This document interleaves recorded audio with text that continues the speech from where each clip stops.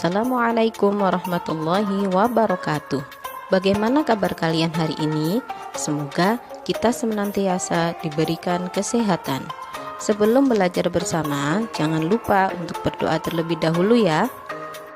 Anak-anak, sebelum kita melanjutkan materi selanjutnya, ingatkah kalian klasifikasi makhluk hidup yang telah dipelajari pada bab sebelumnya? Ya, klasifikasi makhluk hidup secara umum ada 5 kingdom, yakni Monera, Protista, Fungi, Animalia, dan Plantae. Pada kesempatan kali ini, kita akan mempelajari materi tentang Monera. Tahukah kalian apakah Monera itu? Monera berasal dari bahasa Yunani moneres yang artinya tunggal. Organisme ini merupakan organisme yang masih sederhana. Ciri khas kingdom ini adalah selnya tidak memiliki membran inti sel, sehingga disebut sebagai organisme prokariotik. Anggota dari kingdom Monera ini ada 2 macam, yakni bakteri dan ganggang hijau biru. Apa saja ciri-ciri bakteri maupun ganggang hijau biru? Perhatikan uraian berikut ini.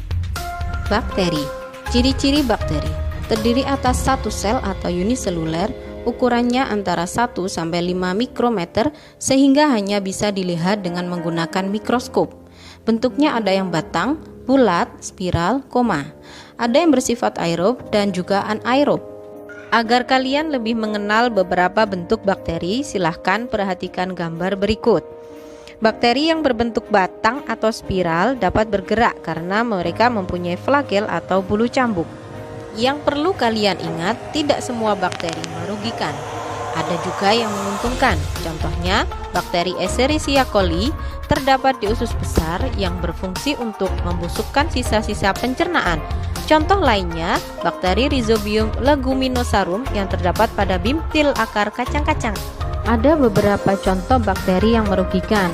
Di sini contohnya Salmonella typhosa, penyebab penyakit tifus, dan Mycobacterium tuberculosis, penyebab penyakit TBC. Anggota kingdom Monera selanjutnya adalah Cyanophyta atau ganggang hijau biru. Cirinya ada yang uniseluler, ada juga yang multiseluler. Memiliki pigmen vicocyanin dan vicoerythrin. Mempunyai kloroplas yang tersebar di seluruh sel. Habitatnya di air, tempat lembab, dan batuan. Berikut beberapa contoh dari Cyanophyta atau ganggang hijau biru. Ada Oscillatoria, Gleocapsa, Nostoc, Anabaina, dan yang lainnya. Semua itu hanya bisa kalian lihat dengan menggunakan mikroskop. Pembahasan selanjutnya adalah tentang kingdom Protista. Silakan kalian perhatikan penjelasan berikut ini. Nah, kita mulai dari ciri khas dari kingdom Protista.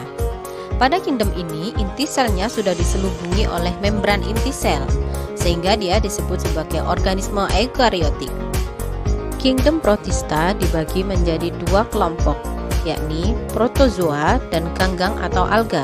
Masing-masing memiliki ciri yang berbeda antara satu dengan yang lainnya. Protozoa berasal dari kata Yunani protos, artinya pertama, dan zoon, artinya hewan. Ciri-cirinya uniseluler atau terdiri dari satu sel, eukariotik, ukurannya antara 3 sampai 1000 mikrometer, dan tidak mempunyai klorofil.